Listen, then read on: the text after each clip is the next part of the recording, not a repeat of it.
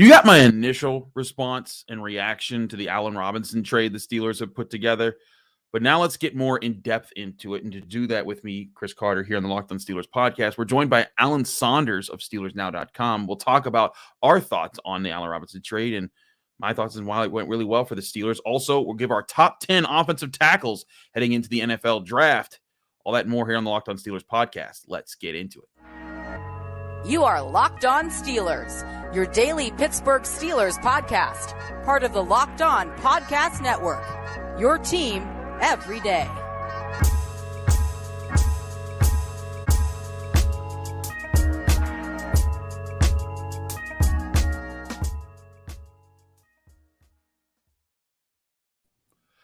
Hello, welcome to the Locked On Steelers podcast. I'm your host, Chris Carter, bringing you your daily dose of all things on the Pittsburgh Steelers. As always, you can find this show on your favorite podcasting app and especially on YouTube. Like this video if you enjoyed it. Subscribe to this YouTube channel to get all of our daily Monday through Friday episodes, as well as our bonus content. We thank you for making the Locked On Steelers podcast your first listen every day. And today we are joined, as I said, by Alan Saunders, returning from SteelersNow.com. Alan, you see the Allen Robinson trade go through, and your mind says what? God, I got to do work today. Like, come on, man. I had like a nice relaxing, a little piece of the offseason. And, it was like a little, it was kind of cold. I just come on, Omar. I'm supposed to be on vacation. The dogs and have a blanket maybe. I don't know. No, like, I first of all, I think the first thing that went through my head is that I've always really liked Allen Robinson as a player. Since he was at Penn State, I've always thought he was a really fun guy to watch. Not like the most not the most athletic, not a guy who's going to make like OBJ kind of catches, not this like highlight reel receiver, but just a very workmanlike guy who has, I think, pretty good traits, and I've always appreciated his game. So I was just kind of excited. I've been a long-time Allen Robinson fantasy football owner over the years. I've had him a number of times. So I was just kind of excited. I'm excited to see him, excited to get to know him a little bit, get him in the locker room here in the next couple weeks. And but I mean, I think the first thing that happened was like, oh, they're getting Allen Robinson. Okay. Where's the other shoe? Like, what did they pay? Are they paying his whole salary? Right. What are they giving up? And then as those details trickled in, I started to think it's a pretty good deal for the Steelers. I want to go over that because we didn't have that information when I did my instant reaction video we did for Locked On Steelers. If you missed that, you can go check that out. But the deal is officially the Steelers only did a swap, not an actual giving up of a pick, but they swapped 7th round picks to get to get Allen Robinson on the roster. And this is a swap with the Rams, basically dropping them down 17 spots in the 7th round. And the Rams are going to pay $10.25 million of Robinson's salary. The Steelers will pay the remaining $5 million. So you lost no draft capital. I don't care what anybody says. That's not draft capital. 17 spots in the 7th round. In the 7th round, you could probably get that for like a nice steak dinner. Yeah, exactly. No, that's Wendy's, baby. No, Wendy's is too good for that. That's Arby's right there. That's Arby's. Arby's catching strays out here. I'm throwing strays out. Plus, I don't want Wendy to roast me. I saw what she was doing to people. But in all seriousness, like that was nothing, and you're paying him nothing for a veteran wide receiver, a guy who would have been an $18+ million cap hit on the Rams this year if they hadn't made this kind of a move. One, this is Omar Khan and the Steelers front office. I think this is savviness, going after a guy who, listen, he'll be 30 years old when the season gets going. He's a veteran wide receiver who's been in the NFL for years. This gives you a veteran voice in your locker room, in your receiver room to help things out. And if things work out, he's your third option as a wide receiver, gives Calvin Austin time so he doesn't have to become the man and be a starter for you this year. And it takes away the pressure of having to draft a wide receiver early. Doesn't mean that they won't draft a wide receiver early, but now there's less pressure to do so. I think in the early picks, you still have Gunnar Olszewski on the back of the roster. If someone gets hurt and he can still become your fourth guy there. I think that this is a very solid move because at worst, oh no, you dropped 17 picks in the 7th round and you spent $5 million on a vet wide receiver, which that's nothing. Yeah, I mean, chances are if the Steelers really like a player, he'll still be there. Like the 7th round is just a total crapshoot. The teams are drafting guys, they're drafting punters and fullbacks and drafting for their practice squad, and none of it matters. Like that, the 17 picks in the 7th round is essentially nothing. Now you're giving up $5 million for a guy who didn't really produce last year. We have to acknowledge that the age or the injury situation. But it's a pretty easy bet to me for a number of reasons. One, it's not like this is a guy whose game was based on speed, and now you're like worried about him coming off a foot injury in the first place. He was never like the fastest wide receiver. He's not this like incredible route runner where he's just always open. He just gets open. He catches the ball. Not a big yak guy. But he's a big body. Like this is what the Steelers like in their slot receivers. Like if you wanted to look at, okay, where's the Juju on this team? Where's the Chase Claypool on this team? Like to me, like he fits that role as a bigger guy. He's a really good blocker for a wide receiver. I just think it makes a lot of sense. It gives Calvin Austin to me a perfect role as like a gadget play number 4 guy. Let him return kicks. Let him actually have a rookie season without any pressure or expectations. Then you got Anthony Miller and Gunner back there at the back of the roster. Yeah, I mean, they could still draft a wide receiver, but, man, I think they're really doing a very nice job of buttoning up all the weaknesses on this roster as best they can before they get to the draft. No, I agree. Again, that's just what it's been. Also, point out, drops have not been an issue for him for years. No, he catches the ball. He catches the ball very well. To me, this is a potential security blanket for Kenny Pickett if all else fails in the play. Like if Pat Freiermuth's not open, and if Deontay Johnson isn't open, or George Pickens is double covered, and Najee Harris is busy blocking or something, you still have Allen Robinson on a play who can get open and do something and catch a tough ball on a big play, which that was Juju Smith-Schuster's role as when he was with Ben Roethlisberger after his rookie year, when he started getting more snaps for the Steelers, especially when Antonio Brown left. Like he was the guy that caught the tough passes and got the tough yards and was reliable in those situations. So again, if it doesn't work out, they lost nothing in the process. They should be down to like maybe $4.5 million in cap space. They can recoup the cap space they lost by restructuring someone else, and that shouldn't be a problem if they wanted to get more cap space so that they can have space to sign their draft picks and still have money to move around if they want to make some late moves either before the season or during the season when someone gets hurt. Again, this is a win-win for the Steelers. Like, if he doesn't work out, you lost nothing. If he does work out, Omar Khan, you look like a genius, and Kenny Pickett gets a great new toy to play with out there on the field. I reiterate, I don't think anyone, if you're a Steelers fan, I don't see any reason to even be mad at this trade at all. No, almost half. Maybe I guess we'd say about 2/5 of his targets last year came on 3rd or 4th down. You're talking about like a security blanket kind of guy. Like to me, that's exactly who he is. The Steelers have had guys in the past in that role. If you think about like a Cedric Wilson, like a late career Hines Ward, where they're not Jericho Cotchery, right? Guys that weren't necessarily these explosive down the field threats, but guys that were super reliable, short and intermediate. And look, I mean, that's where the Steelers throw the ball anyway. Like that's where all of Kenny Pickett's pass. Like, if you trying to fit a guy into this offense that's this big play scene, I mean, that's what they had in Chase Claypool. It wasn't working. Like to me, this is a better fit for their offense for a fraction of the. If you look at those two trades as a system, okay, so they trade Claypool. They get us the number 32 pick, and then they trade basically nothing for Allen Robinson. And I think they got a player who's a better fit for their offense. Probably won't be any less productive if he's healthy. That's another bottom line right there. Chase Claypool is more in the prime of his career. Sure, he's faster, he's bigger. I even say maybe he's stronger. But Allen Robinson is going to do the thing that you needed that third receiver on the team to do, while you have Deontay Johnson being your separator to get space, your best route runner. You have George Pickens who can go up and get the ball, and he's young and developing. Now you bring that veteran presence in, and you still have a burner in Calvin Austin you can bring off the bench, and you can still draft a guy if you want. I wouldn't preclude the Steelers from drafting someone in the 4th round. Last thing before we move on to our offensive tackle rankings here, Alan. Do the Steelers draft a receiver, and if they do, where right now after this move? Yeah, I still think they could draft a receiver. If you look at the guys they brought in, they didn't really bring in the top of the board guys, and they didn't bring Jordan Addison in. They didn't go to his pro day. They they did go to Jackson Smith and Jacobs pro day, but it's Ohio State. There's a lot of guys there. It didn't seem like they were super into him. Didn't send wide receivers coach Frisman Jackson there. Where Frisman Jackson was at Penn State, Parker Washington. They brought in Charlie Jones from Purdue and Jonathan Mingo, Jaden Reed, Cedric Tillman, Bryce Ford Wheaton. These are to me like options at 80, options at 120.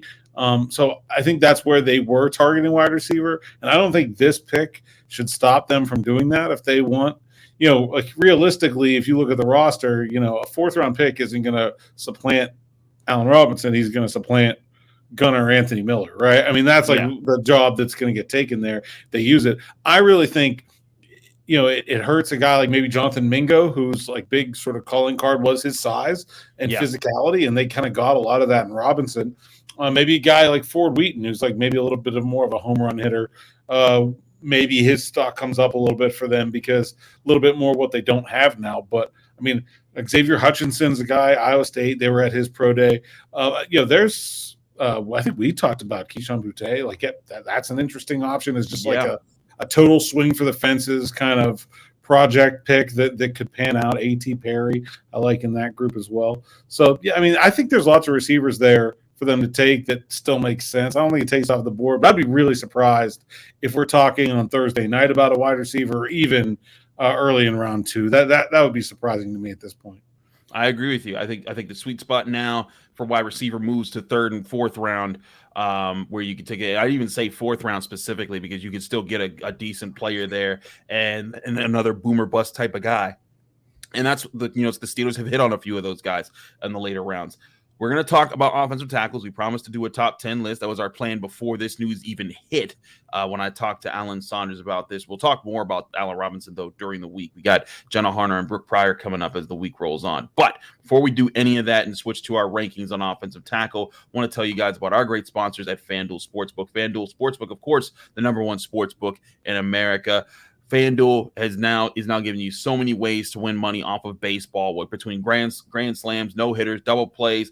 All the options to bet on MLB action are available at FanDuel, America's #1 sportsbook. Hey, Pirates fans, you had a lot of good things to bet on lately. Get on it right now. And if you're new to FanDuel Sportsbook, you can get a chance to win big opportunities with a no-sweat first bet up to $1,000. Just go to FanDuel.com/LockedOn to sign up. You place your first bet, and you get up to $1,000 back in bonus bets if you don't win. It's that easy. And you can bet on anything when it comes to baseball. It can be, when Aaron Judge is going to hit his next home run. Can show how many strikeouts does Shohei Ohtani throw? If you're excited about the Pirates, what does Andrew McCutchen do right now? How many wins are they going to pull off? All those different things available in FanDuel Sportsbook. Don't miss your chance to get a no-sweat first bet up to $1,000 when you join FanDuel today. Just go to FanDuel.com/LockedOn to sign up. FanDuel, an official partner of Major League Baseball.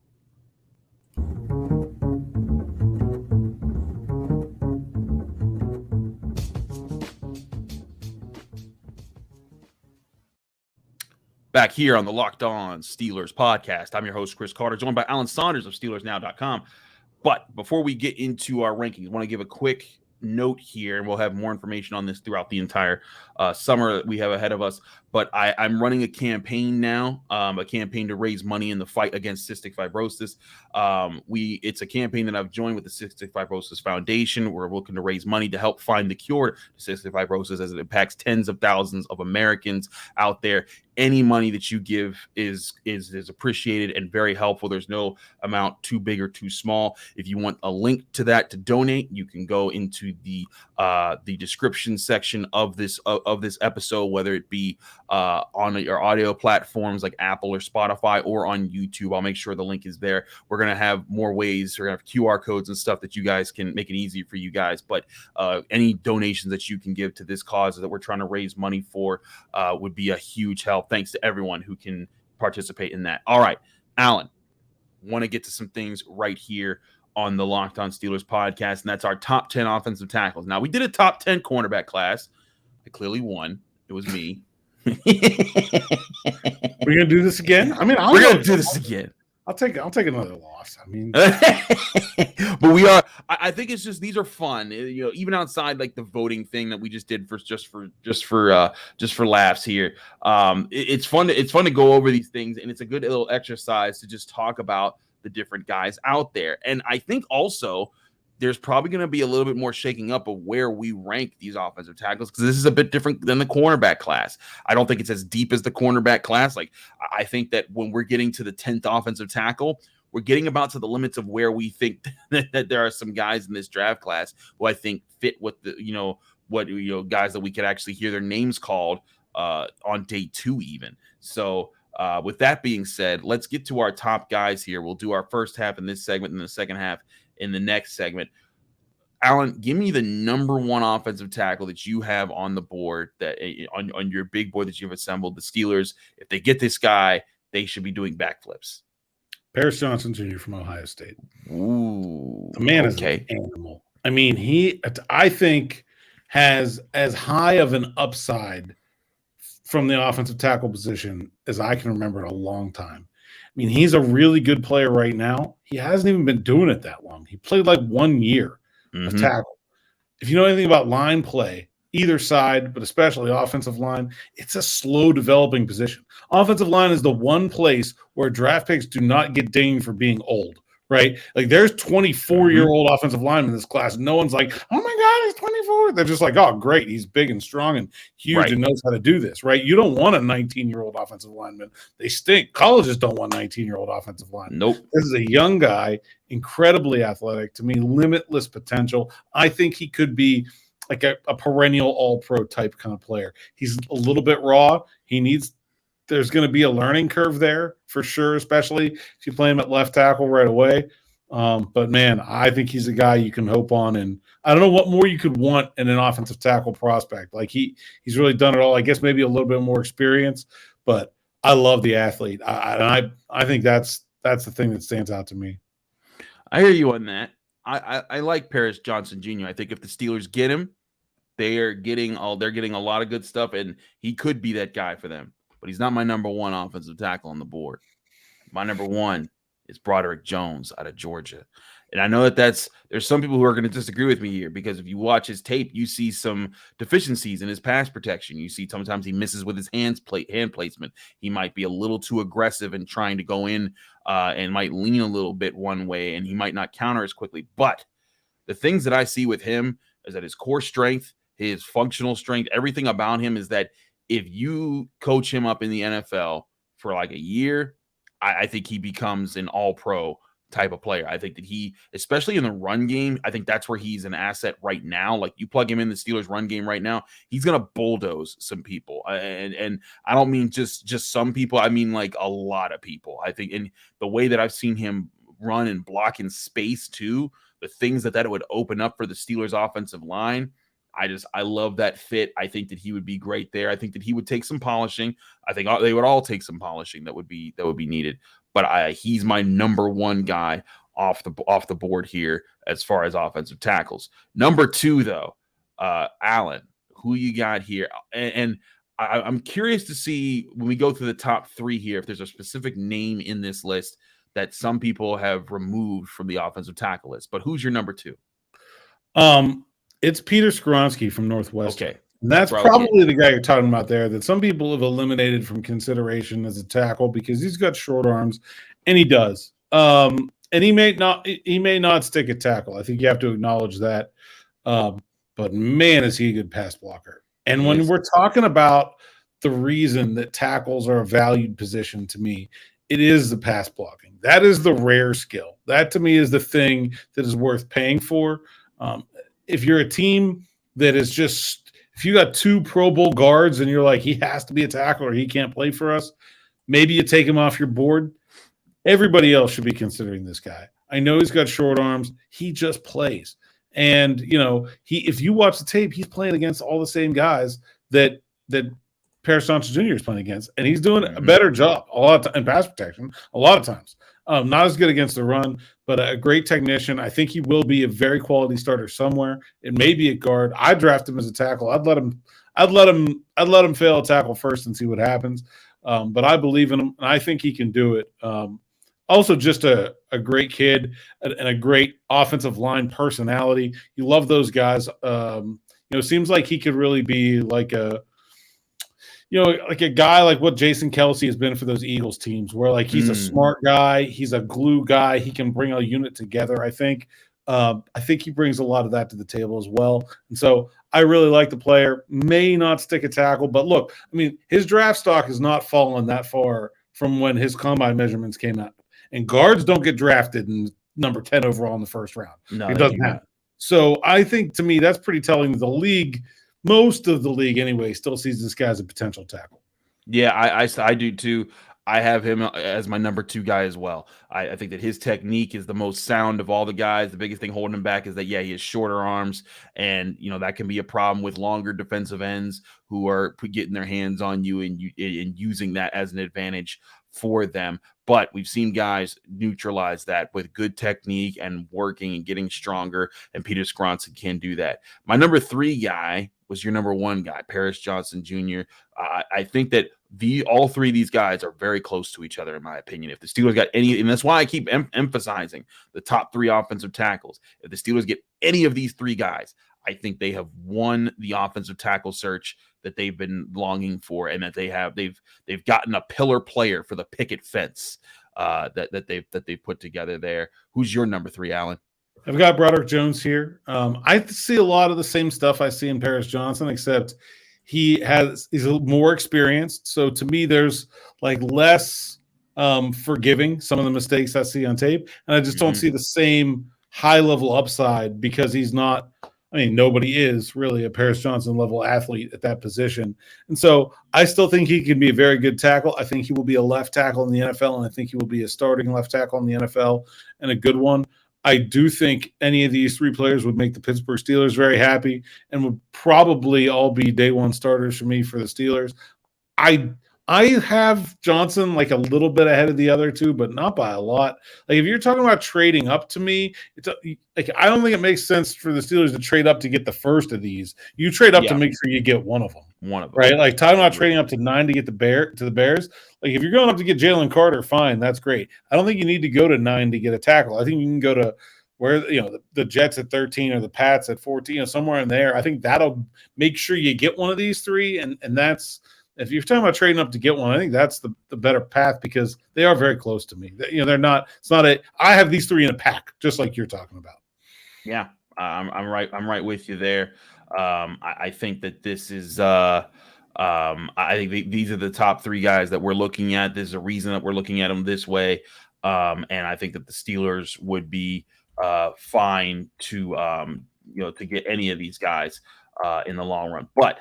Let's look at the next guy, and I have a feeling this is going to be another one we agree on here, because my number 4 is Darnell Wright. I assume he's yours. Yeah, I mean, young guy from Huntington, West Virginia, went to Tennessee, had a fantastic year at Tennessee this year. Really, I think it was a guy that people thought of as a first round pick coming into the year. Maybe like didn't have like a smooth path there, but I think he's back to it. He's the guy now I think we're going to hear on Thursday night, maybe with the Steelers.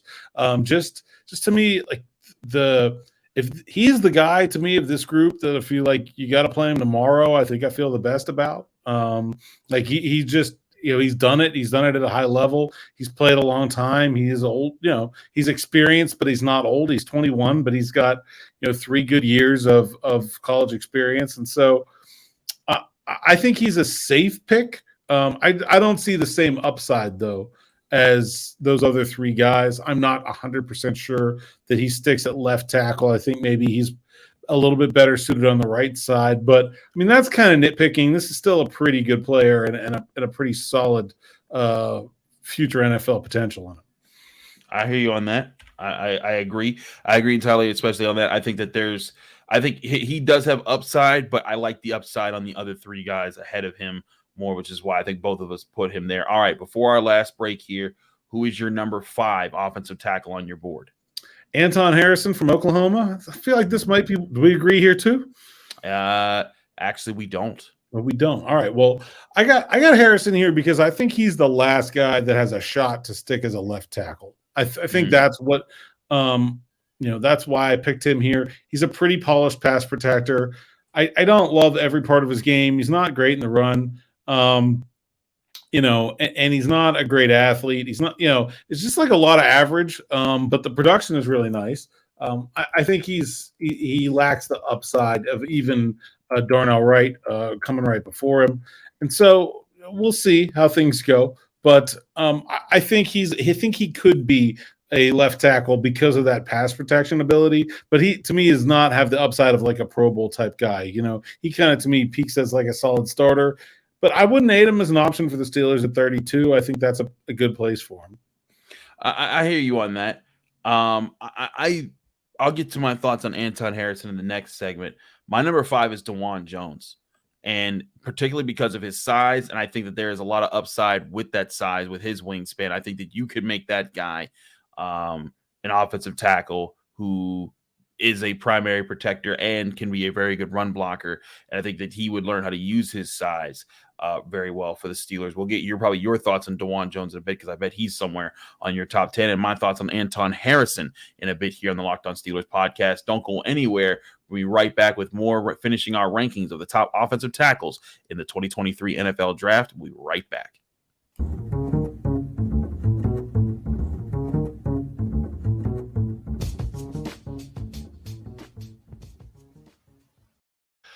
Back here on the Locked On Steelers podcast, I'm your host, Chris Carter, here with Alan Saunders. Both of us have put in our rankings here as far as our top 5 offensive tackles in the class. I went Broderick, Jones, Peter Skoronski, Paris Johnson Jr., Darnell Wright, and DeJuan Jones.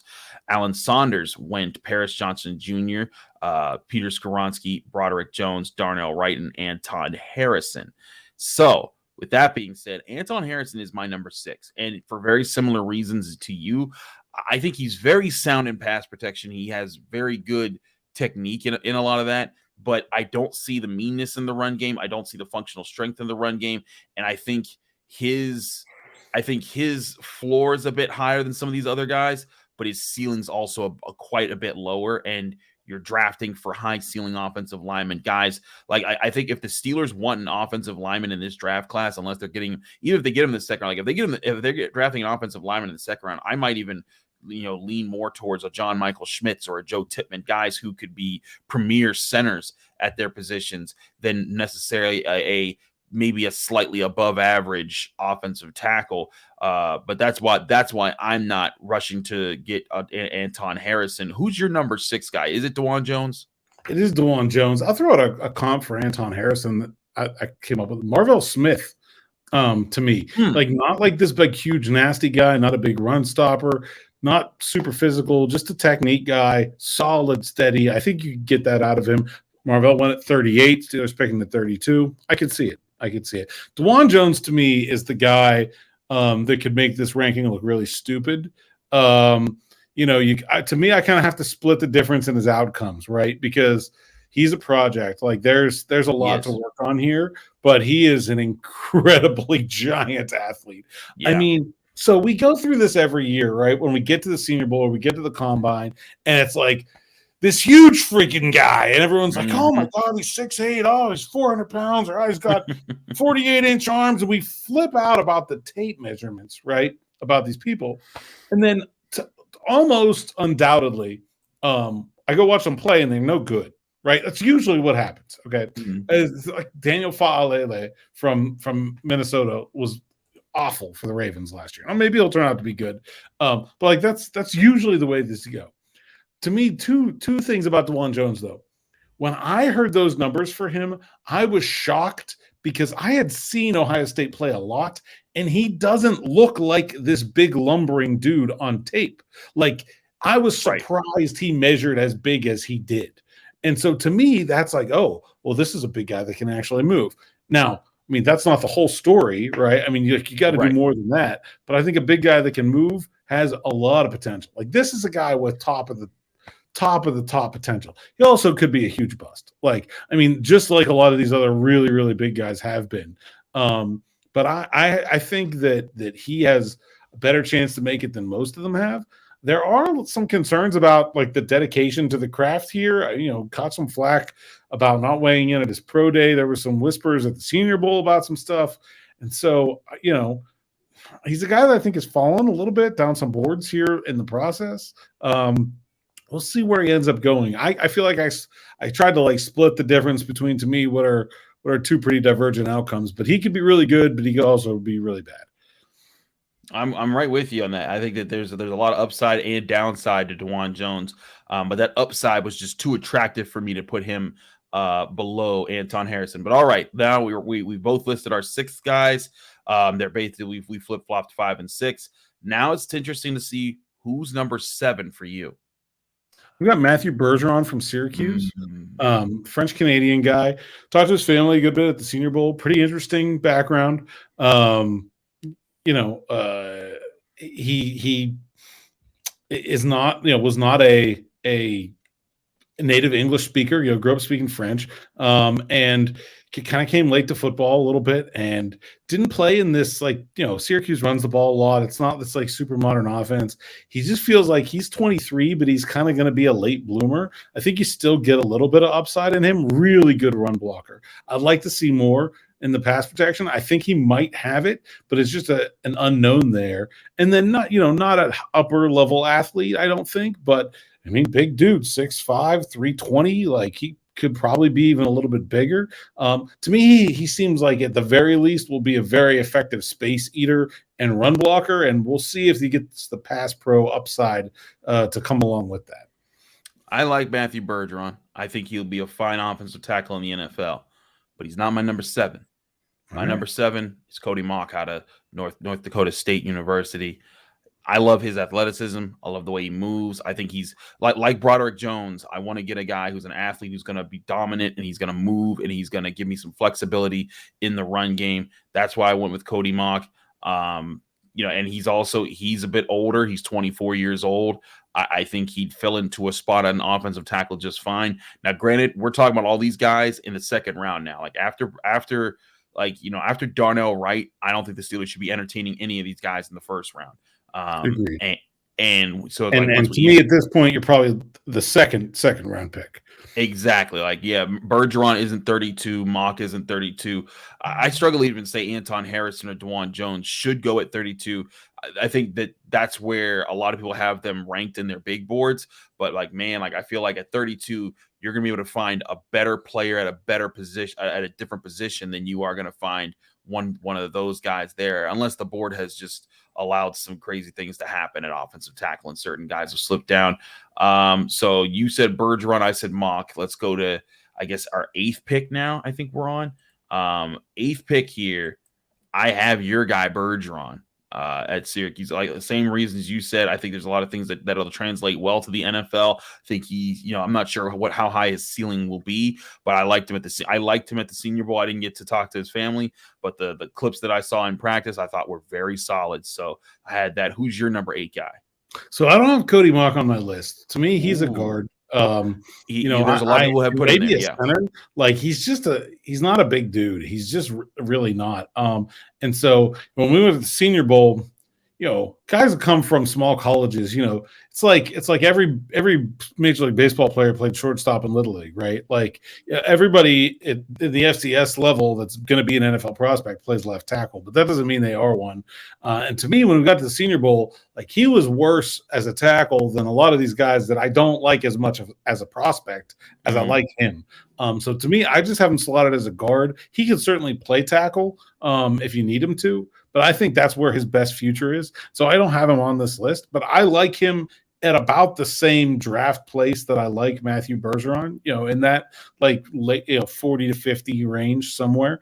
And so like about there, but I don't have him on my list at tackle. I just feel like most teams are looking at him as a guard. So my number 8 is Blake Freeland from BYU. He's another guy where like this is a project. He was a guy I was really excited to see at the Senior Bowl, and honestly did not come away super impressed. He had a very good week. but he's super athletic, right? Set the combine record with a 37-inch vertical jump. He's 6'8". Like a lot of the things we're talking about at DeJuan Jones, you can kind of apply to Freeland, where you're talking about as just a giant athlete.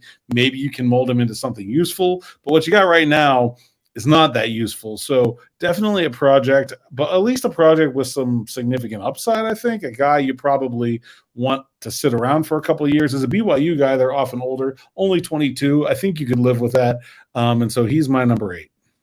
I feel you on that. Blake Freeland, I had off my top 10 because I looked at a little bit of tape and I watched that senior bowl, and I was just like, yeah, this guy's going to get bullied if the Steelers try to bring him in right away. He's a developmental guy. I push him back a little bit. My number 9 guy, though, guy out of Maryland, Jalen Duncan. I like his balance. I like the way that he's able to. I love how he never. I can't say I've studied him a million times, but of the couple clips that I've seen of him, one thing I noticed is that he often stays within his frame. You can't get him out of his depth too easily. He's 6'6", so he has good length. I don't think that this is at this point. We might even be talking about 3rd round picks here at this point. I think both of those guys to me are 3rd round picks. Yeah, so later. So right, and so at this point, if the Steelers are picking here for their offensive tackle, they have missed the boat on the top guys. But Jalen Duncan's my 9th guy. I think he'd be fine, but I think, like you said, he'd be developmental. I think that he'd be in a situation where, like, if Dan Moore Jr., like the situation that he walked into, that'd be what you'd be looking at there, is that he'd have a long way to go before you'd feel comfortable saying, oh yeah, he's the long-term starting left tackle for the Pittsburgh Steelers. That's where I see Jalen Duncan. Who's your number 9? Also Jalen Duncan. I mean, pretty much a lot of the same stuff you said. The one thing I'm maybe add is, like, I like his games against some of the better guys in the Big Ten. I felt like he was able to elevate himself for some of those matchups, and I like that. He also didn't have a very good senior year compared to his previous 2 years. So, like, if you're just looking at a lot of 2022 tape, I think some of his previous stuff was actually a lot better. He especially really struggled in that Penn State game. If you watch that one, it was pretty ugly. So, I mean, I don't know. He's a guy that I'll go with, like, a Dan Moore type. Like, that's what you're getting here. Maybe in the 3rd round, maybe in the 4th round. But he's an NFL player. Like, he'll stick around somewhere, and there is still, to me, I think, a little bit of upside there in his ability to be a pretty good pass blocker. I think that's probably his best trait. But like you said, I mean, these are guys that should not be starting right away. Right here, my last guy, Oklahoma, Wanya Morris. Similarly, I think that he has some good traits here, but he's going to be a developmental player. You do not want him starting day one. He'd be coming off the bench. I think that here's one thing thought about it is if they get all these other positions and they feel like, hey, our offensive line's fine now. We've made the additions to the interior that we want. The tackles are going to hold it down. We just need depth at offensive tackle. That's what these picks would be for. But I have Wanya Morris at my 10. Who's your 10? At Tyler Steed, he was a Vandy guy, went to Alabama as a grad transfer, only had 1 year with Alabama, but he sure looked like he belonged in that in that place. And in that, I mean, obviously they're still in the SEC, but, like, he fit right in on that line. I thought he had a pretty good year. Big time, long time starter, tons of experience, guy that could probably play right away. It's not going to be, no upside here. You're talking about just an average starter, but a lot to like about the guy. I think he could, if you got to plug a hole, I feel like Tyler Steen is a guy you can plug a hole with. He's going to get beat some, especially by the more athletic guys, but I think he could do a job tomorrow if he had to. I hear that. My quick honorable mention here, Carter Warren, the guy out of Pitt. I think Carter Warren might have made this top 10 list if it wasn't for his injury in his final year. But he has good size, good athleticism, and he's a leader. I think that's another factor that someone's going to like him. I don't think the Steelers are taking Carter Warren, but I think whoever gets him is getting a really talented person and a good dude too. I've talked to Carter a lot over the years in my covering Pitt, and he gets in that good dude category. I don't know if we have time for a long sidebar, but I talked to Carter at his junior year at his high school there in North Jersey, right after he had committed to Pitt, in his coach's office. Great dude, known him for a long time, really rooting for him. And I do think he can make in the NFL. Obviously, he had a tough injury to recover from and is going to take some time. But I believe in him. I think he can do it. I think somebody's going to get a really good player, probably early part of day 3 for me. Around that's where I'm at. 5th round. Steelers don't have a pick there, so I mean, it's a Steelers podcast. I don't really think he's a likely option, but I think he's a player. I think he's a player too. That's why I gave him an honorable mention. I think that he will do just fine in the NFL if he gets his shot. But those are our top 10 rankings. Who do you think was better? I'll put out a poll tomorrow just to see how things go.